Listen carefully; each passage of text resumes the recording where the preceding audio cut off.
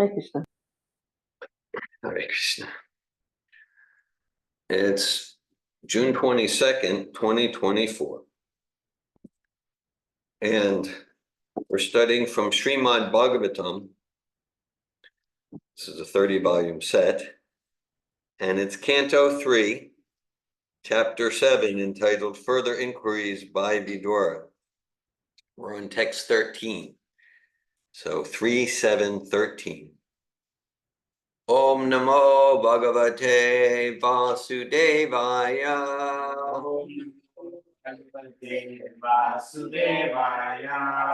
Om Namo Bhagavate Vasudevaya.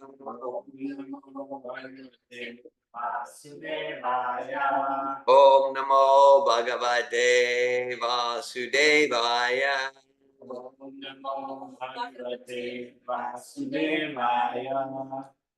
Narayanam namaskritya naram chaiva narottamam devim sarasvatim vyasam tato jayamuddirayat. Before reciting the Srimad Bhagavatam, which is the very means of conquest, one should first offer respectful obeisances unto the personality of Godhead Narayan, unto Narayan Rishi, the supermost human being, unto Mother Sarasvati, the goddess of learning, and unto Srila Vyasadeva, the author. Nasta prayeshva bhadreshu nityam bhagavata sevaya bhagavat utama shloke bhaktir bhavati naistiki. Srimad Bhagavatam, Canto 3, Chapter 7, Text 13. Yada Indriya Uparama Ata Drashtri Atmani Pare Harao Piliante Tada Klesha Samsuptasya Eva Krishnasha Yadendriyo Paramota Drashtratmani Pareharo Diliyante Tada Klesha Samsuptasyeva Kritsnasha Yadendriyo Paramota Drashtratmani Pareharo Diliyante Tada Klesha Samsuptasyeva Kritsnasha Yadendriyo Paramota Drashtratmani Pareharo Diliyante Tada Klesha Samsuptasyeva Kritsnasha.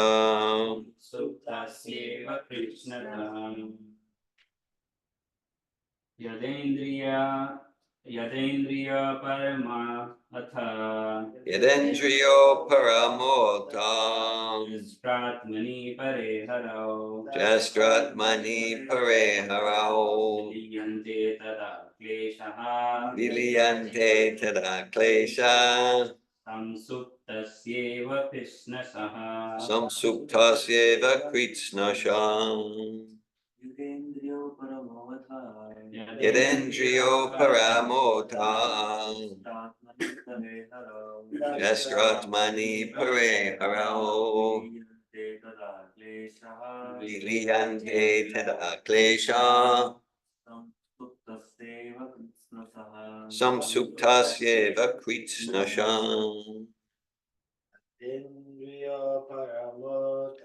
Yadendriyo Paramota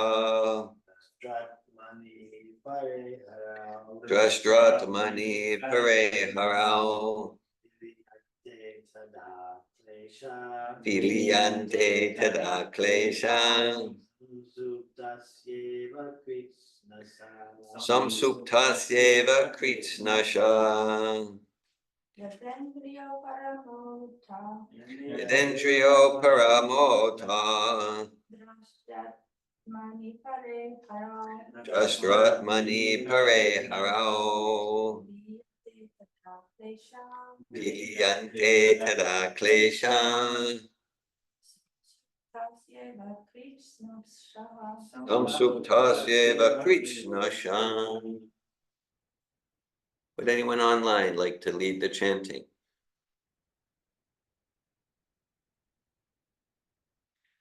Okay. We'll look at the word meanings. Yada, when. Indriya, senses. Uparama, satiated. Atha, thus. Drashtri Atmani, unto the seer, the super soul. Pare, in the transcendence. Harao, unto the supreme personality of Godhead. Biliante, become merged in. Tada, at that time. Klesha, misery. Samsuktasya, one who has enjoyed sound sleep.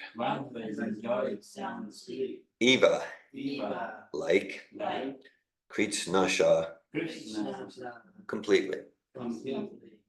Translation.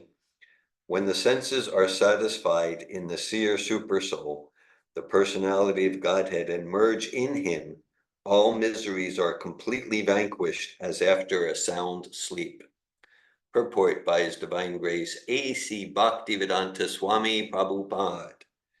The quivering of the living entity as described above is due to the senses. Since the entire material existence is meant for sense gratification, the senses are the medium of material activities, and they cause the quivering of the steady soul. Therefore, these senses are to be detached from all such material activities. According to the impersonalist, the senses are stopped from work by merging the soul in the supersoul Brahman.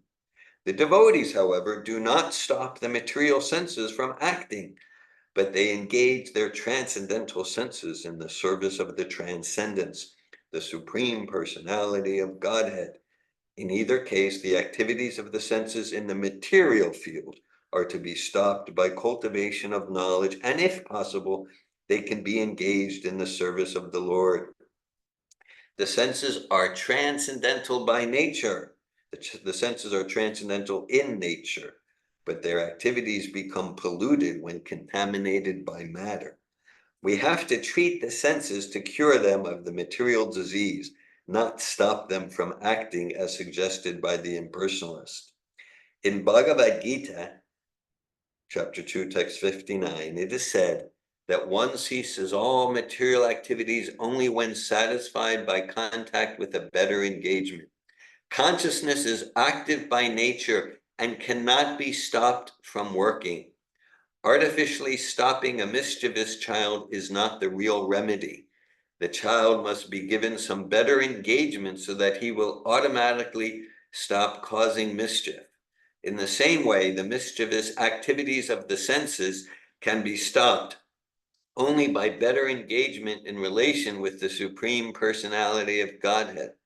When the eyes are engaged in seeing the beautiful form of the Lord, the tongue engaged in tasting prasad, or remnants of foodstuff offered to the Lord, the ears are engaged in hearing his glories, the hands engaged in cleaning the temple of the Lord, the legs engaged in visiting his temples, or when all the senses are engaged in transcendental variegatedness, then only can the transcendental senses become satiated and eternally free from material engagement. The Lord is the supersoul residing in everyone's heart, and as the supreme personality of Godhead in the transcendental world, far beyond the material creation, is the seer of all our activities. Our activities must be so transcendentally saturated that the Lord will be kind enough to look upon us favorably and engage us in his transcendental service. then only can the senses be satisfied completely and be no longer troubled by material attraction.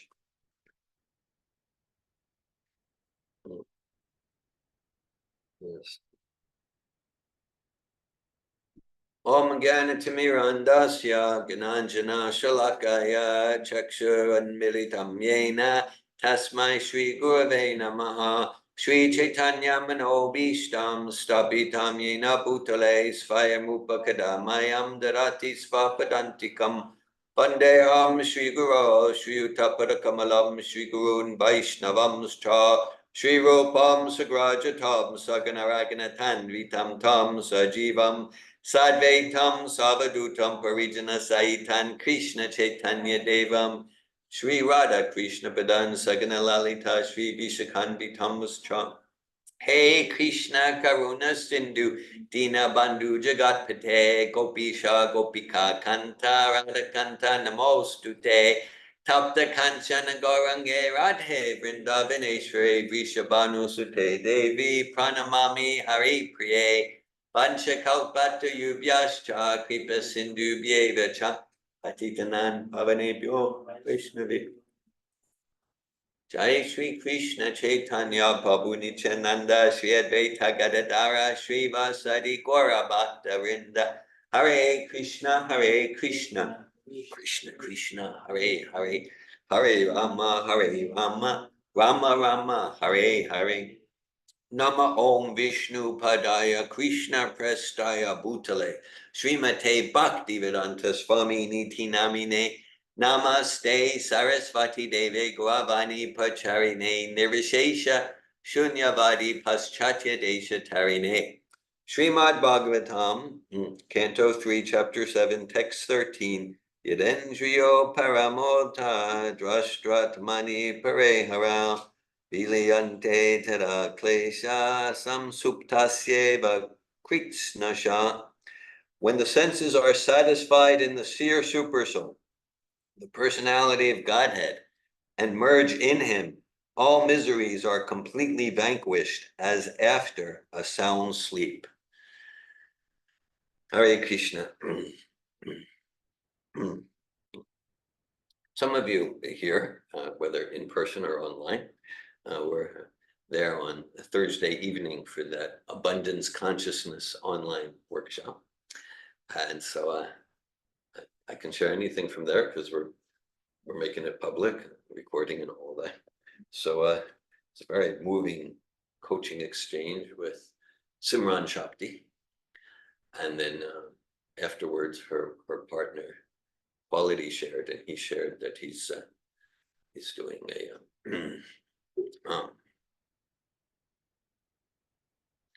that he's doing a 3-day fast, and he talked about because his partner Simran Shakti was eating a sandwich, and it was very difficult to do his fast.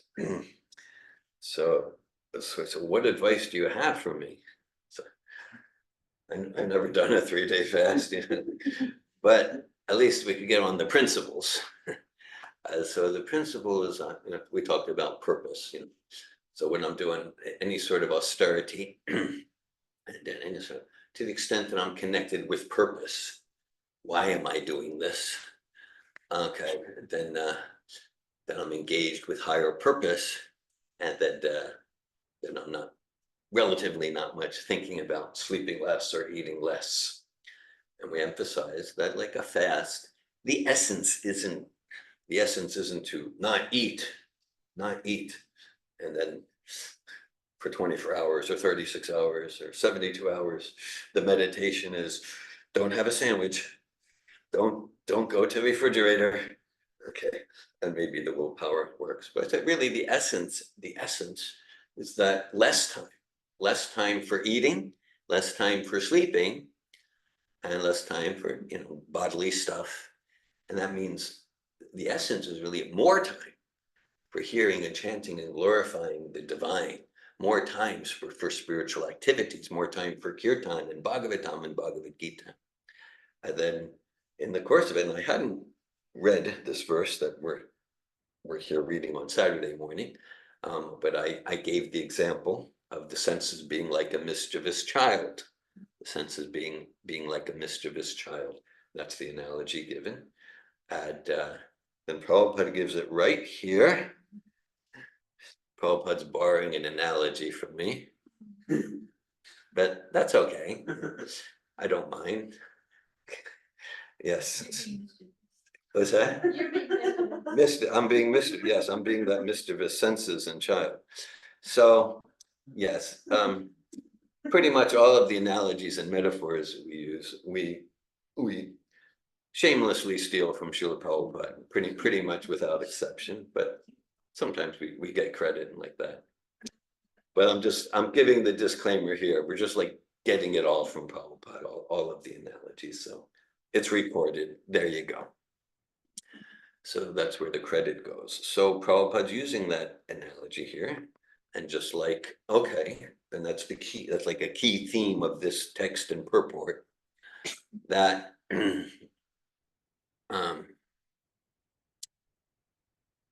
that just like if there's a child being destructive, mischievous, so the parent might say, just sit in the corner, do nothing. So the child can sit in the corner and do nothing, maybe for 5 seconds. If it's a particularly patient child, 10 seconds. Okay, then the child just needs to be mischievous and be destructive.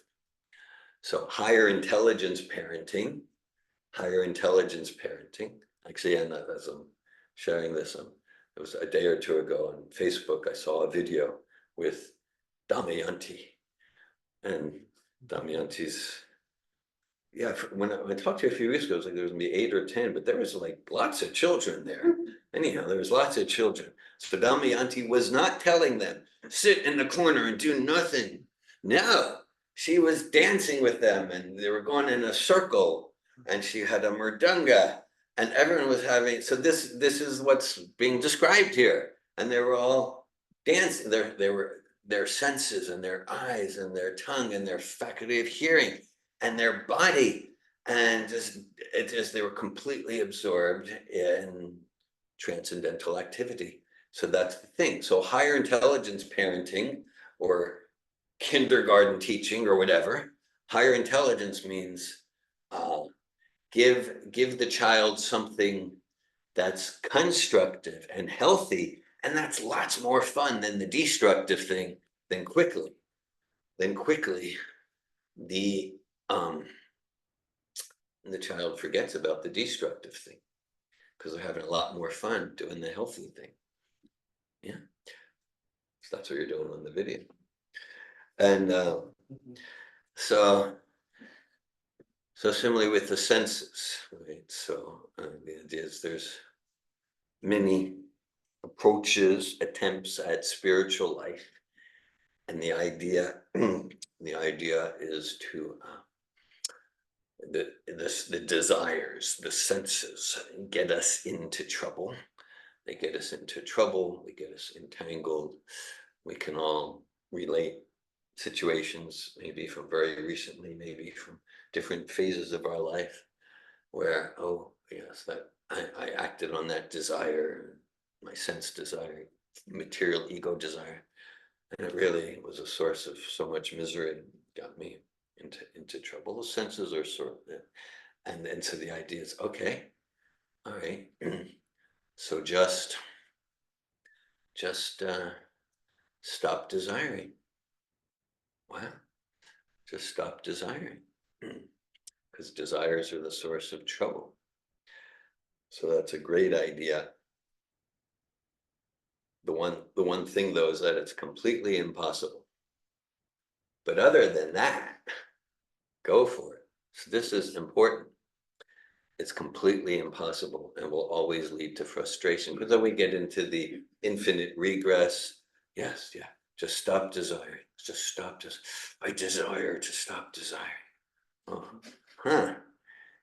I desire to desire to stop. But then it's just so it's the nature of the soul. It's the nature of the soul to desire, and that's not a bad thing. And then it depends how do we direct the propensity for desire? There's a text in Sri Chaitanya Charitamrita. Krishna Bhakti Nishkama Ateva Shanta Bhukti Mukti Sirikami Sakali Ashanta. But as long as we have any desires, even if it's a desire to escape from material miseries or desire for mystic powers or desire for overt gratification of the senses, we won't be peaceful. And when we direct our propensity, our unavoidable propensity for desire to serve the Supreme Personality of Godhead, a nomenclature for the Supreme Personality of Godhead is Sri Krishna, then there's a very dynamic, powerful inner peace. Prabhupada emphasizes to desire to engage in bhakti. It's not really a desire. It's the natural expression of the soul. So in this purport, Prabhupada refers to some of the previous verses in this chapter. For example, text 10, I'll just read the translation. The living entity is in distress regarding his self-identity. He has no factual background, like a man who dreams that he sees his head cut off. Okay, we're not going to go into a whole class on that text. We've discussed that, of course. Each one of these verses we could do a 3-month course on. But the idea is like if in a dream we're seeing our heads getting cut off, then it must be hallucination, because in order to see, the head must be there because we see with our eyes. So it's some sort of hallucination. Okay, so these are metaphors for the nature of the illusory material existence. Okay, so many metaphors. And so as we then text 11 reads, as the moon reflected on water appears to the seer to tremble due to being associated with the quality of the water, so the self associated with matter appears to be qualified as matter. This is Bhagavatam. All right, so there's the water, and there's ripples in the water. So we look at the water and we might think, oh, the moon has ripple. The moon's not steady. And actually the moon is completely steady, but that's the illusion, that's the ripple. So that's the desires of the material senses. It prevents us from having clear vision of who we are, clear vision of who we are as Kutastha, as the steady spirit soul. So we could say, Nunam Pramata Krutevi Karma. These are states of madness, pramata. We can see the English word madness in there, right? So many analogies, right? Dinasminatadehe komaram yovanamjara tatadehantara praptir diras tatranamuyati. As the embodied soul continually passes in this body from childhood to youth to old age, the soul similarly passes into another body at the time of death. So the body's like a vehicle. So just like if we're in a vehicle, if we think we are the vehicle, that's like madness. I think it's one thing to take care of the vehicle, honor it. We use it to go on our journey. This body's a vehicle. Bayam dvitiya biniveshata syat. That's Bhagavatam. The root cause of all material anxiety, is the misidentification of the eternal spirit self with the temporary body. Whatever else we do, whatever we could do in this technique, that to the extent that we retain the illusion that I am this body, we will be insecure, we'll be in anxiety. So, and in many approaches to spiritual life, this is understood. Material world is illusion. And then the solution is to try to shut down the senses, shut down the desires. Bhakti is qualitatively different. Bhakti is qualitatively different. There's a text. Sarvo padi vinir muktam tat parat vena nirmala. Rishikena rishikesha sevanam bhaktir uchyate. So upadi means false identification. So if I'm identifying, I'm David Wolf. I'm 63 years old from Philadelphia, Pennsylvania. I have a PhD. I have any designation related to the body. That's a false identification. Okay. It's like a mask. It's a false identification. And that comes from the ahankara, the false ahankara vibhunatma kartamiti manyate. Okay. And so this, what's given here as information about the nature of our entanglement and the process for transformation, the process for liberation. And the process isn't about shutting down the senses. Rishikena rishikesha sevanam bhaktir uchyate. The process is to positively engage the senses in the service of them. That's a name for Krishna. Rishikesh, master of the senses. So the technical term for engaging the senses in the service for the pleasure of the master of the senses, that's called bhakti. That's called bhakti. And so our process of sadhana, this is like, it's a scientific process. Scientific means it can be directly experienced, a scientific process for how to engage all the senses, the 5 knowledge acquiring senses, the 5 active senses, in the service of the source of the senses, the supreme personality of Godhead. And then we escape out of the madness, out of the insanity of misidentifying ourselves with the car, ourselves with the clothes.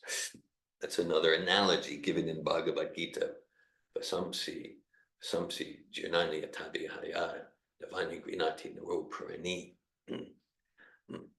And just as we change clothes, so similarly, we change bodies. We're not the clothes, we're not this body. So the solution given here is to follow a process where we engage our senses, not shut down the senses, engage. So just like it's natural to want to dance and to sing. So there's dancing and singing that entangles us further in the illusion that I am this body and I'll be I'll be powerful and happy by enjoying the body in controlling matter. And then there's dancing and singing that reawakens our original consciousness. Jiveras Farupahoi Krishnera Nichinas, Krishnera Nichidas, Krishnera Tatasta Shakti, Beta Prakrash. I'm not the body. I'm an eternal spirit soul, servant of Sri Krishna, the Supreme Personality of Godhead. Everyone likes to use the belly and tongue to eat. So there's eating that further enmeshes us in the illusion. This is a science, and eating that's liberating. That's described here. That's the prasadam process.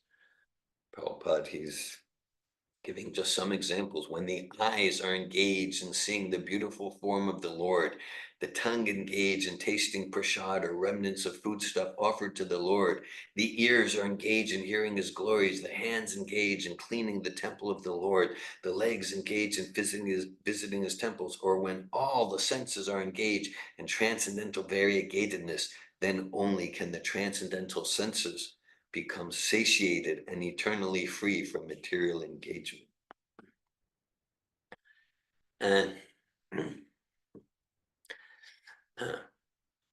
Prabhupada often references Maharaj Ambarish, 9th canto of Bhagavatam. Savai Mana Krishna Padara Vindayor Pachamsi Vaikuntha Gunanu Varnane. There's a series of verses there that describes how this great saintly devotee king engaged all his senses in the service of Krishna. His body, his hands, his legs, his tongue, his eyes. These are descriptions in the Bhagavatam. So this bhakti yoga, it's very much a world embracing process, not world rejecting. I'll be spiritual or reject. No, ultimately everything, even the so-called material energy, that's spiritual too. And through this process of bhakti as given in Bhagavad Gita and Srimad Bhagavatam, we cultivate realization, grounded realization, how more and more each day of our lives to truly transform matter into spirit by engaging matter, starting with the mind, the senses, in spiritual service. There's, towards the end of the 10th canto of Bhagavatam, there's a chapter entitled Prayers by the Personified Vedas. It's, Prabhupada gives a lot of purports in the Krishna book, so it goes on like 80, 90 pages. And the chapter towards the beginning, Maharaj Parikshit is inquiring from Shukadev Goswami. He's inquiring from him. He's for our benefit. He says, well, okay, the Vedas give these sound vibration. Veda means knowledge, but sound vibration is material. So how can we get spiritual realization? How can we get spiritual realization from something material? From something material. Remember, this is maybe 68, 69, and there's a conversation between Allen Ginsberg and Srila Prabhupada. Allen Ginsberg, he was like a hippie beat poet. He was like a leading intellectual of the hippie beatnik movement. He wrote a book of poetry called Howl. That's from the 1950s. And he befriended Prabhupada. And Ginsberg used his fame to really help spread the Krishna consciousness movement there, especially in the 1960s in New York and Haight-Ashbury in San Francisco. So Prabhupada was speaking about Kaler doshe nide rajanastiku mahadguna kirtanadeva krishnasya mukta sangha pram vrajet, that the special quality in this relatively degraded age of Kali is through kirtan, harinam, harinam, harinam eva kevalam kalon nasteva, nasteva, nasteva gatiranyata, through chanting the names of the divine, chanting the names of Krishna. This is like the Yuga Dharma. This is the Yuga Dharma for self-realization and God and love of God in this age. So Ginsberg, he kind of respected that. And he kind of suggested that, well, also the Yuga Dharma is LSD. It's there, yeah. LSD. So he was like one of the LSD gurus of the time. Yes, we all have our gurus. We have our computer gurus, and we have. So he was like a main LSD guru of the time. And actually, we in my dining room there, we have a poster from the when Srila Prabhupada was speaking at the in San Francisco, and Allen Ginsberg was advertised because, and actually the main LSD guru at the time was Timothy Leary, and he was there. He's not on the poster, but he was there. Okay, and so yeah, so it was that event where Prabhupada spoke. I don't think it's recorded, but it's, I mean, probably in dozens of places, because so many devotees, when they write their memoirs, they describe that event. It was like, and Prabhupada just had everyone chanting. He asked Ginsberg to lead one of the kirtans. And afterwards, we won't get into detailed descriptions of the event. Prabhupada much appreciated the event, and as he was walking out, he said to one of his students, he said, this is no place for a brahmachari. Okay, okay, like that. And you can imagine the scene there. Okay. So yeah, so again, as we're saying that LSD is also like a Yuga Dharma. So Prabhupada said, well, it's a it's a material substance. It's a material substance. It's not going to bring us to true spiritual consciousness. Of course, Krishna can work through chemicals. Okay, then Ginsburg said, well, the chanting, that's sound, that's also material. That's also material. And then Prabhupada said, no. It's a fascinating conversation. And Ginsburg, he's like, I mean, they have a back some argument, but Ginsburg, he had so much humble respect for Prabhupada too. And I don't know where Allen Ginsburg is now, but he did a whole lot of service for the Krishna consciousness movement. So Prabhupada said, no, Golakara Premadan Harinam Sankirtan. He said, no, this is sound vibration. Prabhupada gave the same response that Shukadeva Goswami said to Maharaj Parikshit. When Maharaj Parikshit said, well, the Vedas and the mantras, they're material sound. And Shukadeva Goswami said, no. This is, and this gets to the essence of personalism, that in the source, the substratum of all existence is not nothing. It's not the undifferentiated white light. The substratum of all existence is transcendental personhood. Om Namo Bhagavate Vasudevaya. Oh my Lord, Sri Krishna, son of Vasudeva, all pervading personality of Godhead, I offer my respectful obeisances unto you.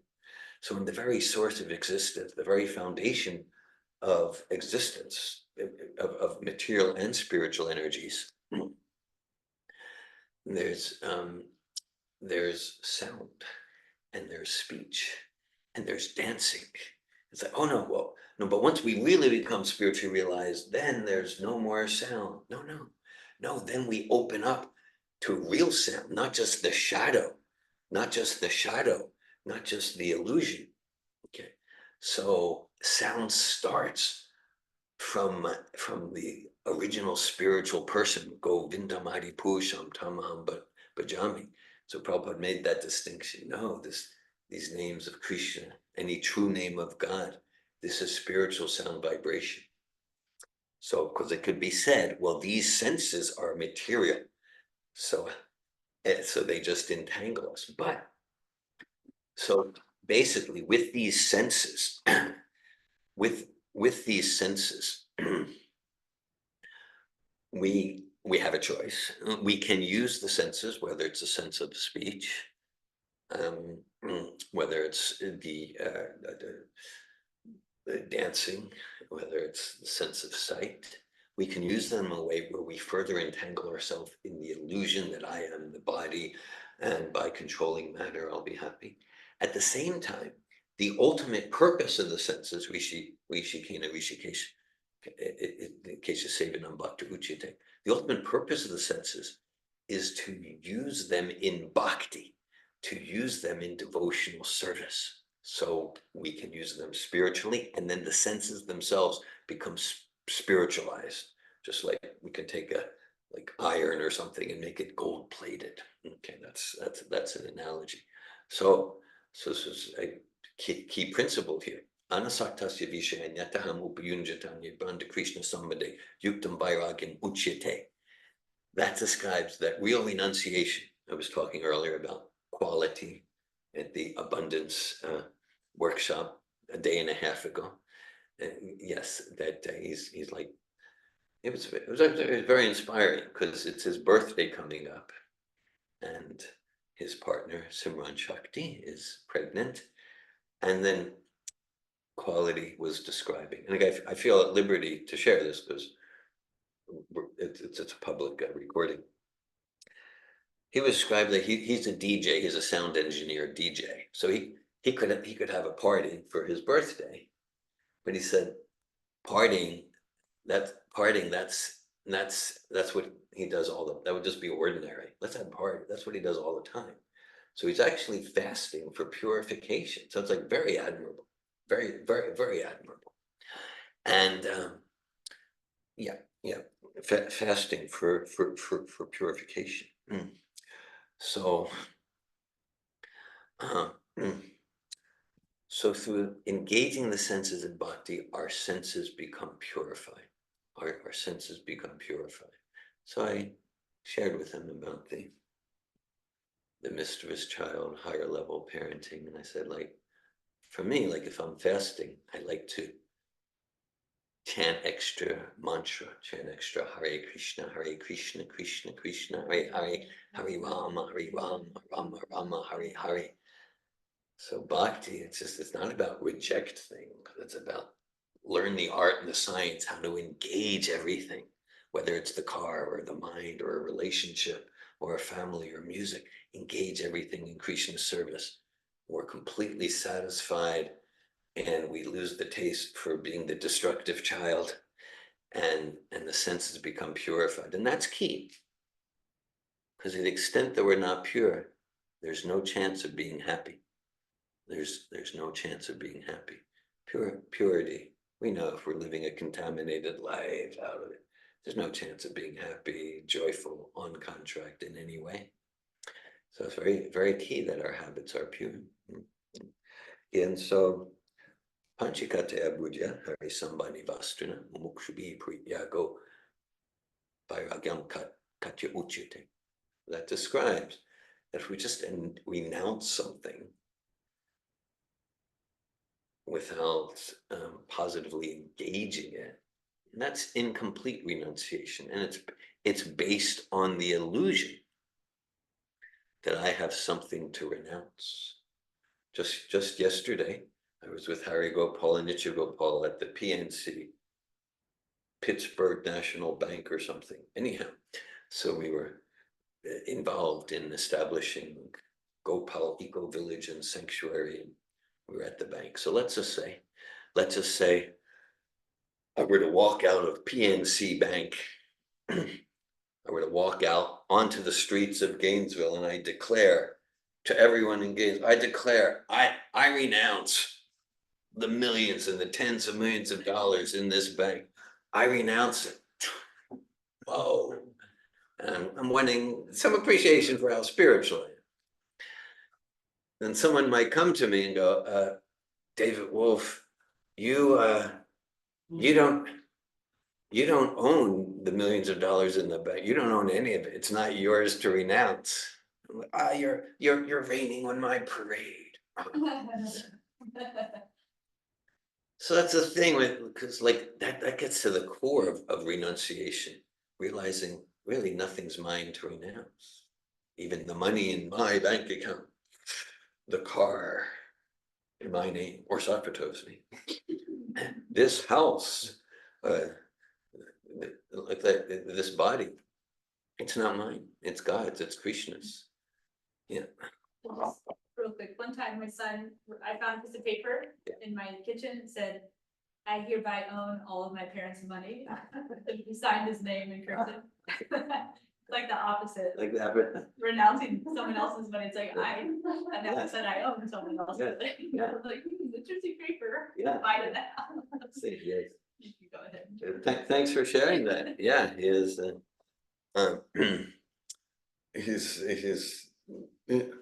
on a path. He's on a path to see where that mentality will take him. Thanks for sharing that. So, yeah. So the examples given, just like if I'll close in a minute or so, and I'm glad to hear more pastimes from your sons or wherever we go with it. Yeah, like if we find a wallet in the street, so the material mentality is, that's my wallet. Wow, there's $800 in credit cards. Whoa, I get to enjoy. So that's material mentality.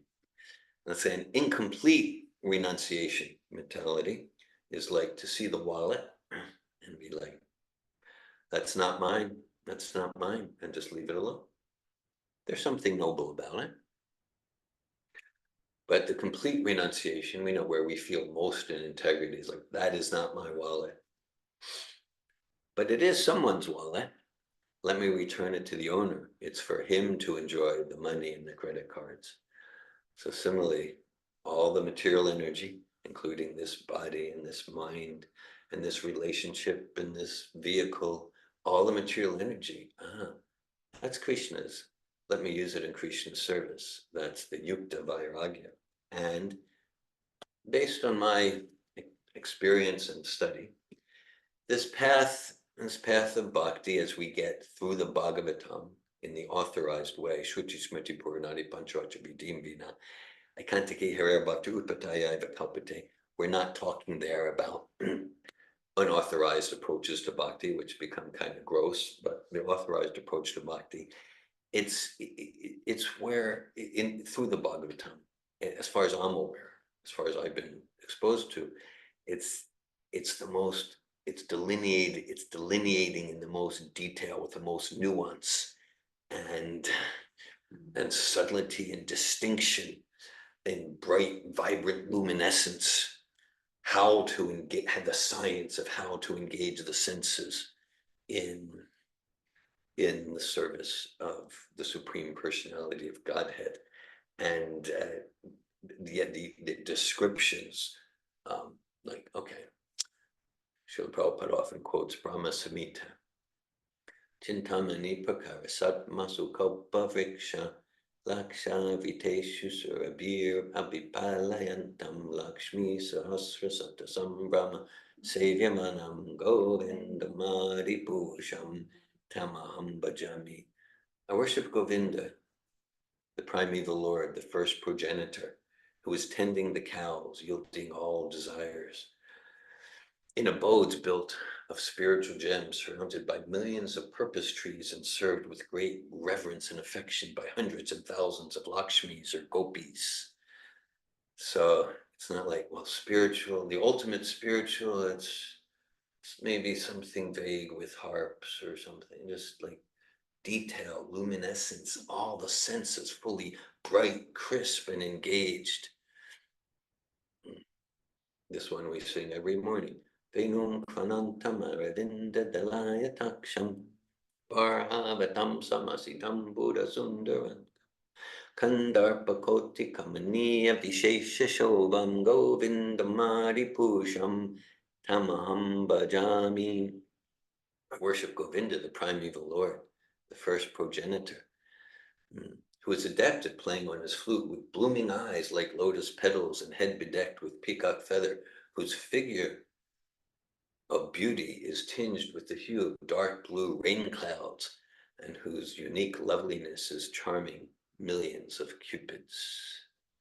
And Brahma, in his song, the Samhita means a song, he culminates with, I worship that transcendental seat known as Svetadvip, where as eternal loving consorts, the Lakshmis in their unalloyed spiritual essence practice the amorous loving service of the Supreme Lord Krishna as their only lover, where every tree is a transcendental purpose tree, and every step is a dance, and every word is a song, where the flute is the favorite attendant, and the soil is the purpose gem, where all of the supreme spiritual entities are always enjoyable and tasty,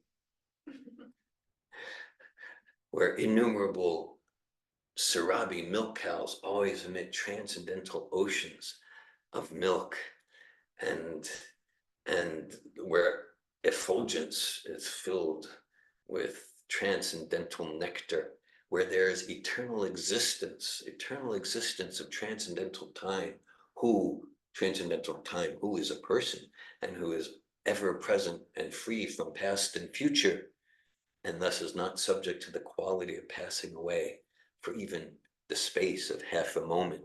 That realm is known as Goloka, only to a very few self-realized souls in this world. And we'll close with one more. There's thousands of verses that are windows to the spiritual world, windows to realms where, when we come out of the convalescence, the diseased condition of material life, then the spirit, when Krishna says Prajakshavagamam Dharmyam Shushukam Kortumaviyam, that he's talking about this process of bhakti, it's not just theoretical, it's scientifically directly experienced. Evam prasana manaso alola chandra kala satvana mali vamsi ratnangaram pranay keli kalavilasam shamam tribangalalitani yata prakasham Govinda madi pusham tamaham bhajami. I worship Govinda, the primary, the Lord, the first progenitor, round whose neck is a flower garland, beautified by a moon locket, with hands bedecked with the flute and beautiful jeweled ornaments, who always revels in pastimes of love, and whose graceful threefold bending form of Shama Sundar is eternally manifest. So, unlimited ways to immerse ourselves, immerse our sense of sight, our sense of sound, in transcendental sound vibration. I'll read the verse one more time. Yadendriyo paramota drashtrat mani pareharao diliante tada klesha samsuptasyeva kritsnasha. When the senses are satisfied in the seer supersoul, the personality of Godhead, and merge in him, all miseries are completely vanquished as after a sound sleep. Bhakti Oasis. Hare Krishna. I really feel so much resonance with this class this morning and what you're sharing. And I'm feeling particularly inspired by the concept of what it means to, what you're talking about is desirelessness in the Vedic conception. Desirelessness in the Vedic conception is not a lack of desire, which is really, it's inspiring to me, because one of the things we're doing right now is we're creating like family mission and vision statements. And I've had this idea of, okay, well, Srila Prabhupada's given us stuff. What does Srila Prabhupada say? And so there's these 26 qualities of a Vaishnava, or 26 qualities of a devotee. And so I'm thinking about having one quality per day, 26 qualities, and then we'll figure out what happens with those leftover days. But at least for 26 days, we'll meditate on one quality. So that's like 12 opportunities a year. And so I'm trying to come up with, okay, most of them are pretty clear, like meek, steady, like grave, merciful. Those are straightforward. Some of them less straightforward. Like one of them is, he does not eat more than is required. So there's a word like called abstemious, which means given to or marked by restraint in the satisfaction of one's appetite. Abstemious, which I'd never heard before looking into this, obviously, because we are all prone in my household, at least when I grew up, to overindulgence. So that one we heard a lot. Never abstemious. But, there's words like that in this list that I'm kind of trying to find, like equal to everyone. I'm like, is that egalitarian? Is that an appropriate word? Is abstemious an appropriate word? Because I want something that I can really wrap my mind around, like a specific word. Like this is a quality. This is an adjective. This is something it's like something that we embody. But I don't know if that's authorized, and I don't know if that's, I don't want to mentally concoct anything. I don't want to like get into the weeds here. But I want some structure that's going to be supportive for me contemplating these, and of course, embodying them or attempting to embody them and attempting to instruct through that embodiment in conversations with, Saraswati as we like continue along together. So I was interested, since this conversation is directly talking about these very subtle distinctions, and like, hey, we're not just shanti, we're going to be desire and like live in the clouds, and it's like, no, we're going to have desires. We're going to have really strong desires. I have desires all day long, but like, what is the purpose of those desires? What's the fulfillment of the desires? What does it mean to be desireless truly? So yeah, like, is it okay to find words that we connect with these things that Srila Prabhupada has outlined? How does that work? Hare Krishna. Thank you, Bhakti and Danielle. I appreciate your question. I appreciate what you're doing there with your family, and sincere endeavor to put Krishna in the center. That's it. That's interesting approach. Nice approach. 26 qualities of the devotee. And then, okay, let's focus on one per day. I'm reminded of Benjamin Franklin, actually, because I grew up in the school system of Philadelphia. There was special emphasis on Benjamin Franklin, because that's kind of, and so I've read Benjamin Franklin's biography, and he identified, just interesting, he identified 13 qualities, and that's what he would do. he would do one quality per day. He would, no, actually, he would do one per week. And then over a course of a year, he'd focus on one of the 13. And all 13 are consistent with qualities of the soul. So, okay, so that's very nice approach. And then as far as the structure, first of all, yeah, Srila Prabhupada wants us, he wants us to absorb and imbibe the philosophy and the principles and to understand it and share it in our own words. There's even places in his letters to his disciples, he said, yeah, I want you to be realized, and you present it in your own language, in your own words. Now, and sometimes, just like we did a little bit during class today, sometimes it's really nice to use Prabhupada's exact words. Like, actually, we use some of Prabhupada, actually it was Bhaktisiddhanta's exact translations. So it's nice to quote Prabhupada verbatim and to put in our own words for ourselves and in communicating to others. Now, around the 26 qualities, here's a pop quiz. Where is that found? Where is that found? Is it nectar of instruction? Bhagavad Gita. 5, 8, 10, 8, 12, Okay. 14, Ah, nice. random numbers. Nice guesses here. Okay. So what's that? Nectar of devotion. Okay. Yeah. All right. Where does nectar of devotion get it from? Rupa Goswami. Actually, it's the teachings to Sanatan Goswami. Yeah. Okay. So Damayanti, chapter 13, text 8 to 12. Krishna describes 19 elements of the process for knowledge, starting with humility. So it's not exact, but it's real similar to the 26 qualities of a devotee. There are several places in Bhagavad Gita. It's also chapter 16, the first 3 verses. Krishna describes the qualities of a devotional soul. And then in the next verse of chapter 16, Krishna describes the 6 main qualities of a demon. Harshness, ignorance, arrogance. This is sounding too much like autobiography here.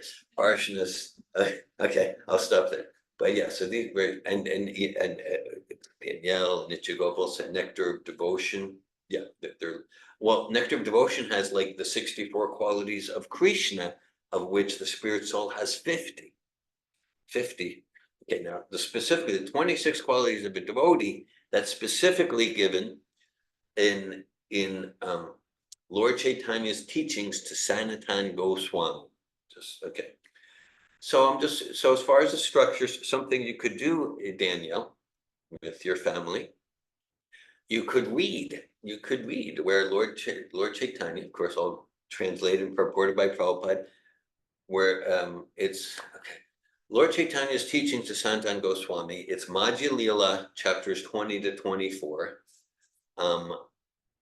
I'm not clearly remembering which of those 5 chapters the 26 qualities are in, but they're there. And so you could read that. You could read that. And you could do a search. Where does Prabhupada speak about these qualities? Maybe on a lecture, Nectar of Devotion in different places. Where else in Prabhupada's book? So you could do a literature review. You could do a literature. I mean, this is for a start, but this is a foundational start where you cannot go wrong. Just do a literature review of every place Prabhupada speaks about the 26 qualities and hear what Prabhupada has to say. So that's one suggestion.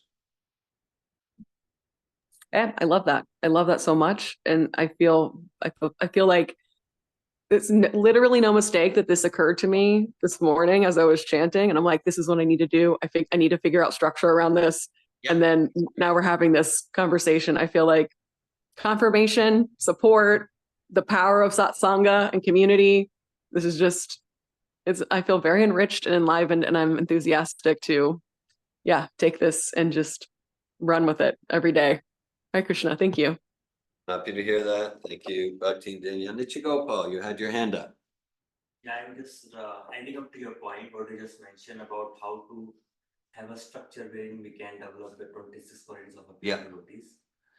So I found one app known as Srila Prabhupada Leela app, and it is from ISKCON Bangalore. Yeah. So what they have done is they have compiled different pastimes based upon different qualities of Srila Prabhupada. Oh, nice. But beautiful, beautiful. Yeah. So what we can do is we can read multiple pastimes of Srila Prabhupada during 1 week, specifically about one quality, and we can pull up some like Srila Prabhupada pastime which feels resonated to our life, Yeah, which we yeah. are inspired by. Yeah. And we can keep meditating on those pastimes. Yeah. There's a way we can associate with Srila Yes. Prabhupada, at the same time we can inspire to follow that quality. Yeah. That is one thing. And second things in that So this is from ISKCON Bangalore? yeah, Oh, beautiful, beautiful. this application on the Play Store. Like And related to the 26 qualities? it has multiple like Multiple. based upon locations, based upon qualities is one of the Okay. categories. Nice. So that is one thing. Second thing is that what comes to mind is how Srila Prabhupada implemented those qualities in those specific situations. In practical application. Practical application. So when we meditate on that particular pastimes, at the same time when we see logically how Prabhupada is manifesting those qualities, it will be much easier and practical for us to also emulate those qualities. Wow. Wow. Nice, very inspiring. Thanks for bringing to our awareness those resources. Thank you. Any other questions, comments, sharing? Nichigo. The point I was mentioning about the form, about the sound, is a material sound, how it can have a spiritual energy Yeah. into it. So I was just thinking of an example, how the semiconductors, how the chips, Yeah. they all looks alike, they all look same, having same metal chip. Externally cannot make out what's in it, Yeah. but the information is completely different in each and every chip. Okay. Based upon Yeah. what we decide to incorporate in that chip. Right. So if I have designed a microchip, I can decide I want to program a certain specific information into that chip. Yeah. Somebody can design to be something else. Similarly, it's Krishna's microchips of sound. So you can decide what kind of energy you want to incorporate in them. You can decide let it be material, and you can decide to use same microchips Yeah. of sound to incorporate his spiritual energies. I appreciate that analogy from tech world. Yeah, and this is like, we got our mind programmed, our senses programmed, and through Srila Prabhupada's guidance, we get to reprogram. Yeah, and also I was doing a research on a database about the flute of Krishna. The flute. The sound of flute of Krishna. And there are many verses comes from Chaitanya Charitamrita and Bhagavatam, 10th canto, wherein Prabhupada says, actually Brahmaji heard voice of flute of Krishna. Yeah. So he received the knowledge in his heart simply by receiving the sound of flute of The Krishna. flute, yeah, yeah. And similarly, Prabhupada also says that the Hare Krishna Mahamantra is a flute sound of Krishna. Flute sound, yeah. So when we are hearing Hare Krishna Mahamantra, it is as good as we are hearing flute of Krishna. Prabhupada mentioned. We're hearing the flute of Krishna, yeah. Yeah, the whole Vedas, that's the flute of Krishna. Thanks for that. Also, the verse from the verse, we have this verse, Yadendriyo Uparamaha. Very interesting word, Uparamaha. The same similar word comes in the 5th chapter of the Gita, also 24th verse of the 5th chapter. Wherein Krishna says, Yo anta sukha anta aramaha tata antar jyoti evacha sa yogi brahma nirvanam brahma bhutani gacchati. This Krishna is using this word when somebody completely become anta sukha, completely become satisfied within, and anta arama, he is satisfied, he is enjoying within. And if we have these two qualities, then anta jyoti will be enlightened within. And in that state, Brahma Nirvana, Brahma Bhuta. In that state, same sense happens. Viliyante tada kleshaha. When we get vileen, become merged with the Supreme Lord, not in terms of really merging, but in terms of purpose and desire. We are together with Krishna. And Viliyante tatha klesha, some supta seva Krishna. All all the difficulties, challenges, miseries get completely vanquished. That's what Krishna is saying. Brahma Bhuta Digachati. We become Brahma Bhuta, transcendented to all the material qualities. Hare Krishna. Thank you, Nitya Gopal.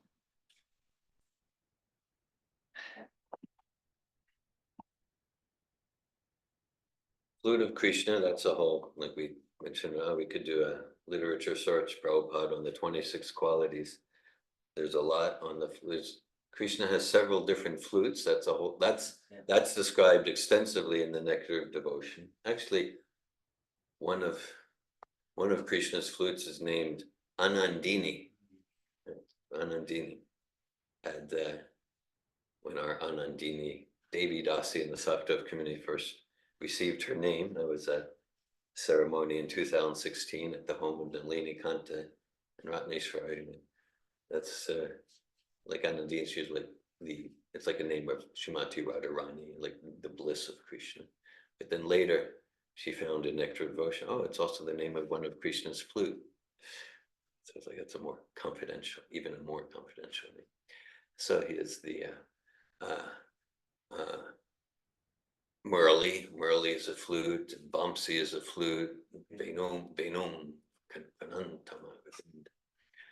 And so, yeah, there's practically at least a whole chapter in Chaitanya Charitamrita about Krishna's flute. The gopis are jealous of the flute. Described the gopis are envious of the flute. We won't go into it here, but this is all there. Sometimes we hear, I don't even like to say it, but like, oh, Prabhupada didn't give everything. He didn't give everything. So we'll hear that from people who haven't read Prabhupada's books, what to speak of the lectures and the letters, but just like as esoteric as you want, it's there in Prabhupada's books. Of course, Prabhupada's guiding us there in a way that's helpful and healthy, not like in this kind of immature way that just causes a disturbance, but there's all sorts of esoteric depictions of the activities of Krishna's flute. Hare Krishna. Prabhupada gives descriptions of how long the flutes are and what they're made of. There's ones made of bamboo, jewels, gold, and all sorts of different sounds that they make, purposes that he uses them for. It's pretty extensive, actually. Saraswati wanted to learn about his flute, so we went into it a little bit, and it was staggering to me how much information there is about Krishna's paraphernalia. Hare Krishna. Thank you. Hare Krishna. Any other comments or questions?